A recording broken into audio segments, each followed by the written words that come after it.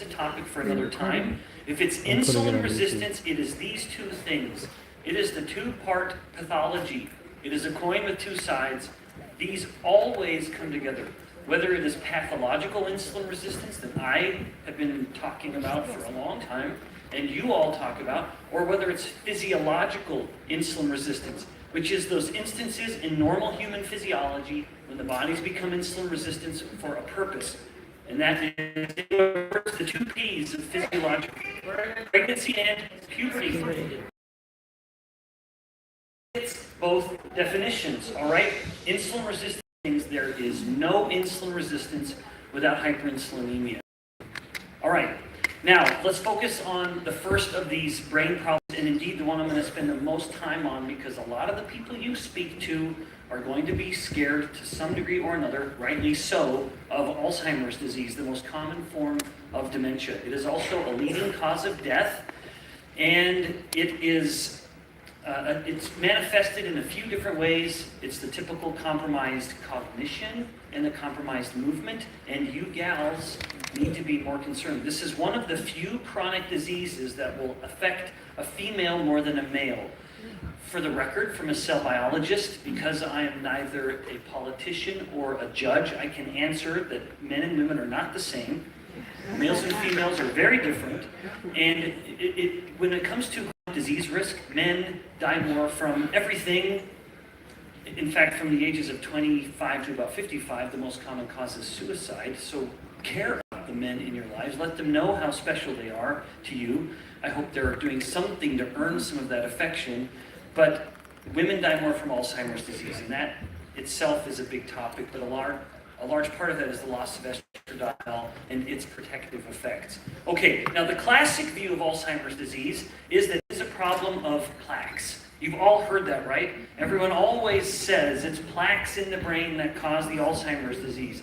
But there are those of us within the scientific community that have long looked at the data and actually asked a different question, which is perhaps the plaques are just there. They're not causing it, but they are there. This is somewhat related to the bigger conversation of what's the role of LDL cholesterol in heart disease. Just because you find a lipoprotein at a plaque doesn't mean it caused it. After all, every time you go to a house burning down, you find a big red truck with lights turning on its roof. Is the truck causing the fire? Maybe it's there to help. So with the plaques, I'm not suggesting the plaques are there to help. What if they're just there? What if they're just a part of an overall presence in an environment, not causing the problem? I want you to be skeptical of that. And when your friends are talking about Alzheimer's disease, one opportunity for teaching them is to teach them that it's not a plaque problem. There are two issues with the plaque-based theory of Alzheimer's disease. One is that many people with normal cognition die with a significant amount of these plaques and these amyloid plaques in their brains. And second, we have long had drugs that have been shown to reduce plaques, and they don't do anything else. And so what good is it? So with that first point in mind, and as a reminder, you'll notice the little PubMed IDs. That's always my defense case, that just so you don't worry that Professor Bikman is somehow making it up. I never make stuff up. Except for how beautiful my red hair was. Maybe I'm exaggerating that. But you guys have seen my little boy on the cruise. If you see the little redhead with this coppery golden hair, let it be known where he got it from. Okay.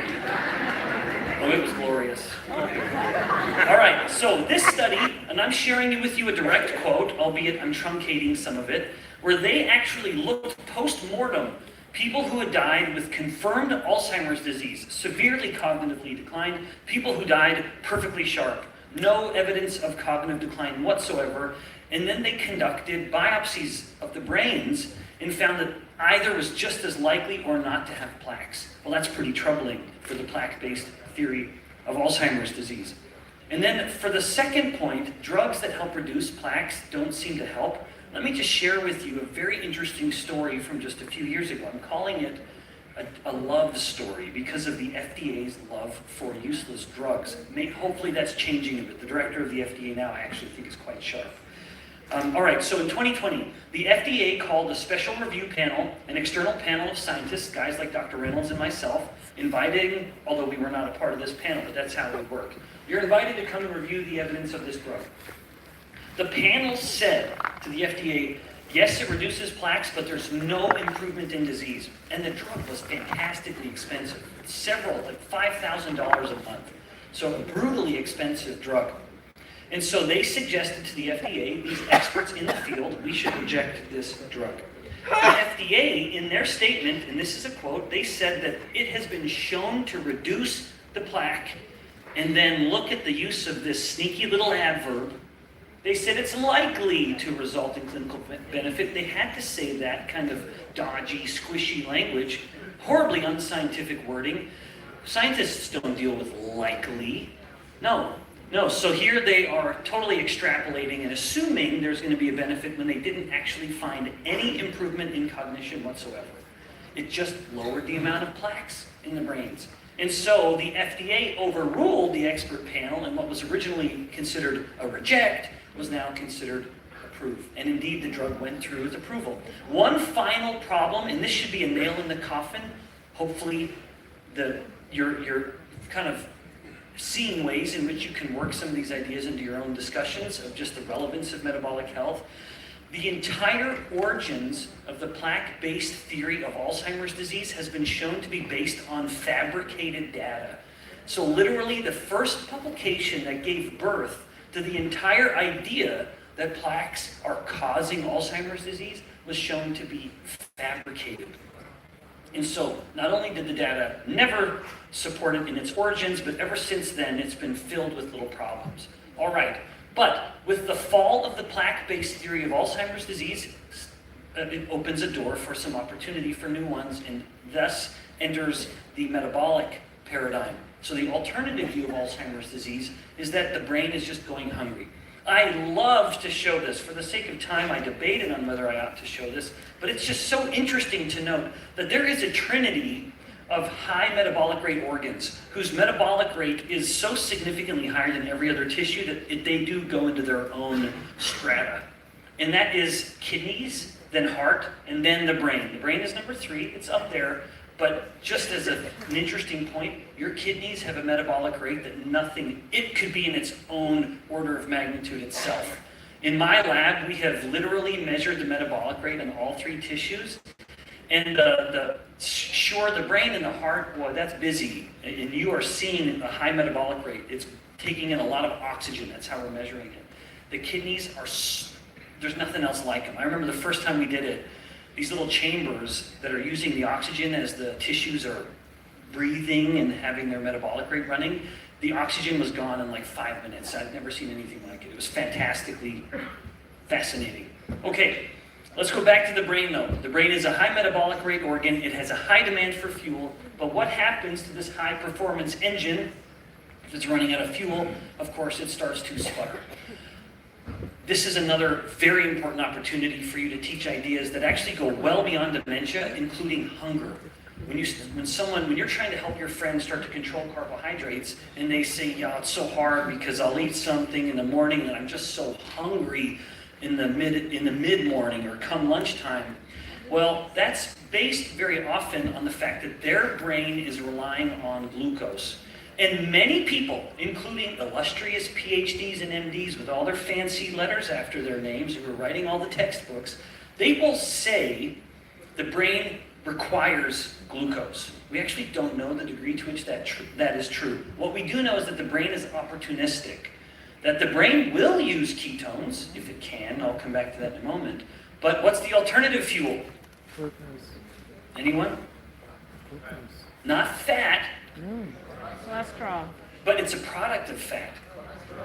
Glycogen. Ketones. The brain will use ketones for fuel. And in fact, when ketones are available, just to put this in perspective, if any of you have been fasting for about a day, your glucose is about, I'm going to use a common metric, about 5 millimolar.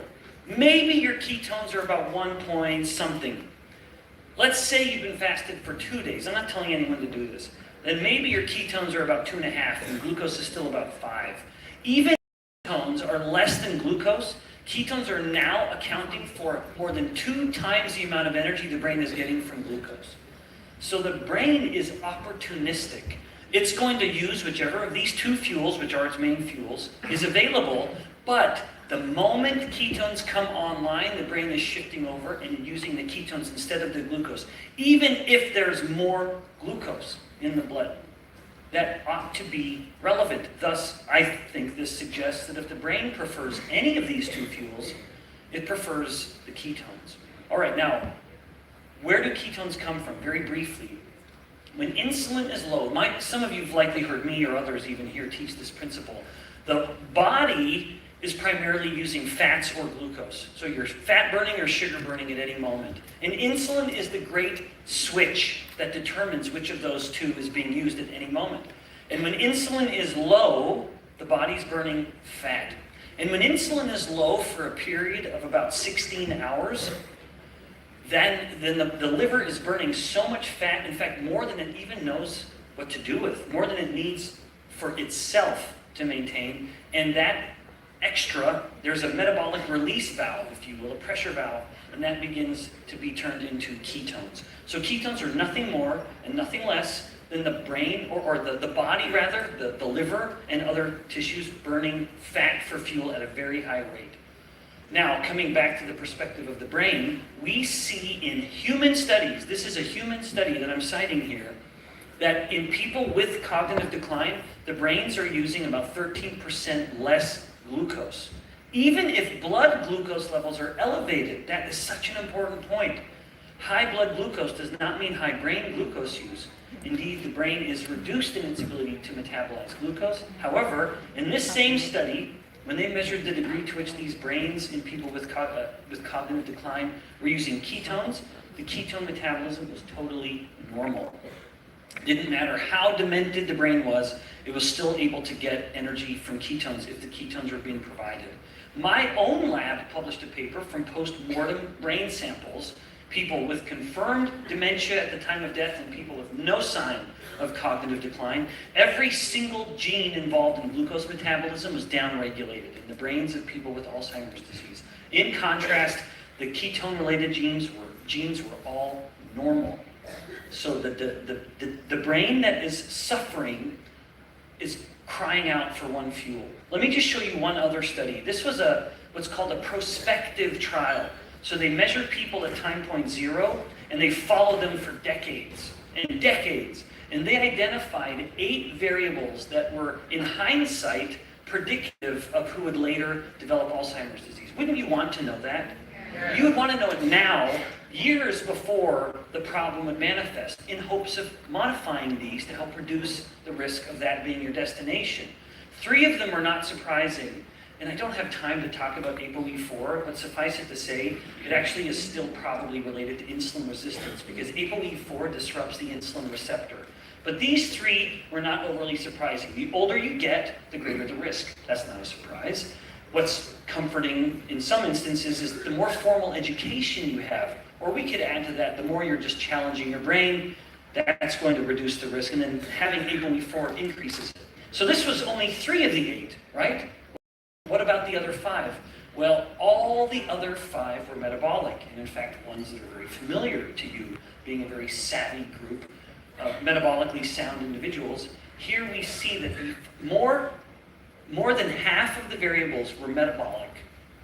That is good news, because you can't do anything about your age. You can't do anything about your ApoE4 status. You can do something about your education and the degree to which you're learning, even on your own. But then the last 5, boy, is the gospel of brain health, or the good news, is that you can change those variables. All right, so suffice it to say, one of these has a pathway that can get broken. When it comes to ketones, ketones enter into the brain without any regulation. They have transporters that are there and open all the time. There's no need for something to come and knock on the door and open them, like there is with glucose. And so as the brain develops insulin resistance in its distinct sections, like perhaps the hippocampus involved in cognition and memory, then it starts to go hungry. All right, now let me just revisit the idea of ketogenesis and fat, and how ketones come from fat burning. some of the fat, so when we store fat, you'd never guess this, and I don't have time to really tease this out much more, but the most common type of fat that is in our fat cells right now, regardless of the type of fat we eat, is olive oil. Isn't that interesting? It's the 18-1, the monounsaturated fat, oleic acid, or that which is abundant in olive oil, is the most common fat in our fat cells. And our body will burn that fat very, very well. So when we're losing fat because we're fasting or we're just feeling great, feel great system, we're keeping glucose and insulin down, we're making ketones by burning our own fat. But some of the fats we eat will have a separate effect. And I thought I'd use this as an opportunity to just share with you some of the, because this actually does touch on balance as well, how different fats induce ketogenesis or not. Long chain fats can be both stored in fat cells when we eat them, depending on whether insulin allows it to happen, of course, or it can be burned. So long chain fats can go either direction. Medium chain fats have a heavy, heavy tendency to be burned. We can only store actually one of the medium chain fats. So on the spectrum of length of fats, the longer they are, the more they can be stored. But the shorter they start to get, even into the medium range, then they cannot be stored. They have to be burned. So one of the versions of Unimate is fuel. That's what we still call it, right, Trent? Yes. Yeah, fuel. And fuel is actually push that anyone to that. But one of the reasons we added MCT in it is because it's the length of the fats that can only be burned, thus giving more ketones. And then lastly, we have short chain fats, which can only be burned. There's no potential for the body to do anything else but burn them. Now, where do they come from? Well, long chain fats are any of the fats you eat, with the exception of coconut oil and the dairy from goat. In fact, all of the short chain fats are named after goat. It's some word of goat, like caprylic, capric, caproic. I think that's the Greek word for goat. So goat dairy, why does goat dairy taste a little more tart than milk from a cow? Because of the short chain, the medium chain fats. The shorter the fat is getting, the more tart it will taste. And then lastly, what about short chain fats? Well, that is a product of fermentation only. Why does kefir taste so much more tart than milk? Because it's been fermented. And the product of fermentation is short chain fatty acids. Even the fermentation that happens in your intestines in response to soluble fibers. Not insoluble, just soluble, which is why balance is enriched with soluble. Very specific blend, of course. All right, now, for the sake of time, these are studies just showing the efficacy of something as modest as coconut oil, including the fats in fuel, of metabolizing into ketones to such a degree that this is a human study. In human evidence, there is real-time improvements. This study shows it, this study shows it, and more. There are dozens of clinical studies going on now, all of which are pointing to the fact that almost within an hour, you can take a person with severe dementia, have them try to do a series of tests, like tying their shoes or drawing the face of an analog clock, which most kids these days can't read anyway. But then you put them into ketosis and have them draw the clock again, and now it's still a little ugly, but it's observed, you can tell what they're drawing, rather than just a bunch of scribbles. So the brain, when it gets fueled, starts to improve immediately. Now, to make this a little sobering, and as I get near the end, to help really impress upon you how relevant this can be, a friend actually who does work up in Canada, he published this report looking at young women with PCOS. Now, you'll recall, I think many of you, that PCOS is a metabolic problem. Yes, it is the most common form of infertility in females, polycystic ovary syndrome, but it's not because of a deficit of the ovaries. It's because of too much insulin. Remember, insulin resistance is high insulin. Insulin inhibits the ovary's ability to make the right mix of sex hormones, and the result in this case is a failure to go through a normal ovulatory cycle. So a woman with PCOS has some degree of insulin resistance. What Dr. Cunane's group found is that in these otherwise healthy women in their 20s, they identified insulin resistance in the same regions of the brain that they've identified in 80-year-olds with full-blown Alzheimer's disease. And they noticed like almost imperceptible levels of cognitive shifts So this is a sobering warning. When we think we're bulletproof in our 20s, we're thinking of young people that we all know right now. Most of us are outside of that range. But even still, all the more important for us, right? Imagine if the metabolic damage was starting in our 20s, have we continued it? Or are we reversing direction? Are we changing course? Are we just going quiet into this dark night of dementia? Or are we fighting and trying to aim it up? Now, with regards to, all of this has been dementia, but I want to just make a couple comments on a couple final neurological related issues. Migraines and depression, very, very briefly. Just to impress upon you how old this is, this study was published in 1930. So 100 years ago, we had clinicians taking people with migraines and seeing, and I think this study used 51, I don't have the details, but you can look it up. I think he looked at 51 patients with migraine, frequent migraines, and every single one of them, 100% had improvements. In some instances, it was complete improvement, and they never had the migraine again. In other instances, they would keep the migraines in check as long as they could keep their blood glucose in check. Remember, if this person is trying to fuel their brain with some degree of ketones, when they spike their glucose and their insulin, the high insulin means, on one hand, ketone production has stopped. So you're depriving the brain of the fuel that it had been using. But at the same time now, with the high glucose, you're forcing it to use the glucose as a fuel. But remember, part of the problem is these are brains that can't use glucose properly. So you're forcing the brain to use the one fuel that it can't use particularly well. So you're kind of bullying the brain metabolically. Then when it comes to depression, a disorder that is becoming much more common, and one that ought to elicit tremendous empathy from all of us. This paper was just published. Please note the deadline. Never let there be any doubt within the halls of Unicity's scientific minds that we're giving you the most cutting edge ideas here and science. But this paper just published a little more than a month ago, a 71% reduction in depressive symptoms. Isn't that remarkable? It's incredible. And these were not people, it really is remarkable. These were young adults for the most part too. And even in these young college-aged men and women, they still had improvements in cognition. Even these people who you'd think their brain, these are college-aged kids. They were at the Ohio State, sorry for at the Ohio State University. Go Cougs. I just have to make sure my allegiance is known. But they found in these young, sharp kids who got to the Ohio State University, they still had improvements in cognition. Just think about those of us who are well beyond college-aged. What types of improvements might we notice if we're able to put our bodies into better fat-burning states, improve our insulin sensitivity, and give our brains a break? Now, my final sentiment. You could look at the brain as a tissue it's drowning in a sea of glucose. The body can be hyperglycemic. This is literally my last slide. The body can be hyperglycemic. The brain is flush with glucose, and it can't use it.